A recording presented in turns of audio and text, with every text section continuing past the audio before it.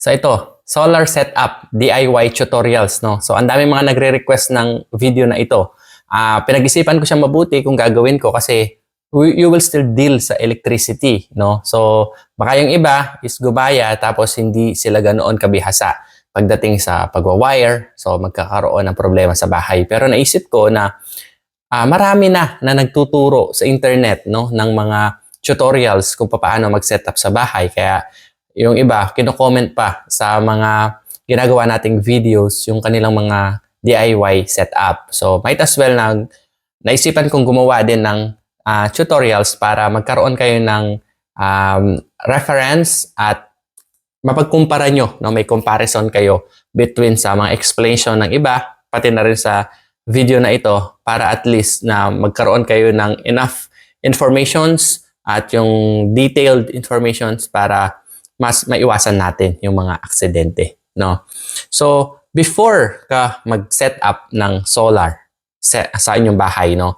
Before mo malaman kung ilang panels, kung anong klase ng solar charger, or kung ilang ampere hours yung inyong mga baterya para sa inyong bahay is kailangan mo munang malaman yung load, yung total consumption ninyo sa araw-araw. Ano yung mga appliances ninyo na ginagamit, ano yung mga wattages nila, no? Kung anong setup ang gusto mo ba na hiwalay siya sa mismong electric company or yung hybrid, no? So, pag-uusapan natin yung mga terms na yan as we go along, no? So, yun talagang total consumption, ito yung magiging main key at kung ano yung mga appliances na isasakay nyo sa setup. Pero bago tayo pumunta sa pagtuturo ko sa inyo kung paano kinukompute yung mga consumption ng bawat appliances simula sa charger ninyo, simula sa TV, sa ref, sa mga ilaw, no, mga electric fans, kailangan muna natin pag-usapan yung major components ng mismong solar setup. So, i-divide natin ang video na ito into different parts kasi kapag ginawa natin from the beginning all the way sa katapusan is baka aabot ito ng 1 oras, no? So, masyadong mahaba. So, yung unang component is yung solar panel, or sometimes tinatawag siyang PV panel, or sometimes is photovoltaic panels, no? So, as we go along by, is meron tayong mga vibration na gagamitin. So, sana may paliwanag ko sa inyo ng maayos para mas maintindihan ninyo itong mabuti, no? So, pag-uusapan natin later kung ano yung mga nakasulat sa bawat solar panels at pag-uusapan natin kung paano kinukuha kung ilang panels para sa inyong bahay. So, yung next component is ito yung SCC or ito yung Solar Charge Controller. No, meron tayong dalawang type nito. Ito yung MPPT at yung PWM. So, yung MPPT stands for Maximum Power Point Tracking at yung PWM stands for Pulse Width Modulation. So, pareho silang kumukuha or nagre-regulate ng input power na nanggagaling mula sa ating mga solar panels, no? So, ang output nito is siyempre papunta sa next component which is yung mismong battery.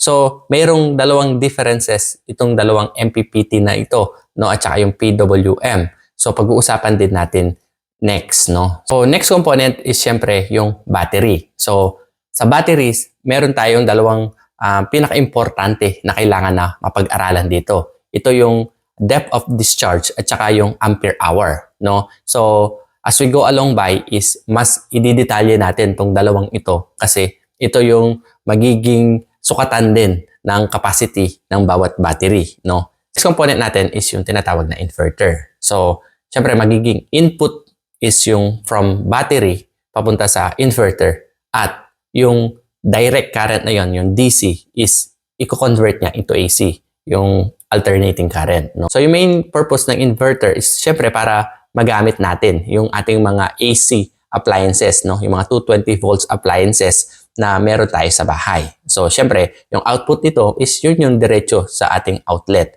na pwede na nating isaksak yung ating mga appliances dito. So, ito yung major components na meron yung mismong basic solar setup. So, dito, syempre, ang question na meron sa inyong isip is, gaano ba karami na solar panels ang kailangan ninyo? Gaano kalaki yung mismong battery na kakailanganin para sa setup ninyo? At ano ba, MPPT ba or yung pulse width modulation na solar charge controller at anong klaseng inverter ang angkop. Siyempre, sa setup na ito is meron ding tinatawag tayo mga losses mula sa mga kable niya, mula sa kung alin yung solar charge controller ang gagamitin mo, kung ano yung depth of discharge na meron yung mismong battery at gaano ba yung lifespan na meron siya. Siyempre, lahat ng ito is kailangan nating matackle para malaman ninyo kung ilang percentage yung nawawala sa setup na gagawin ninyo. Kasi habang humahaba din yung kable is tumataas din yung loss nito, no? So, kailangan natin yun i-consider. So, as we go along sa ating part 2 is ipapakita ko sa inyo yung tamang computation ng lahat ng load and then incorporate natin iyon kung anong klaseng solar panel at ng magandang solar charge controller. So, sana abangan nyo yung next video natin.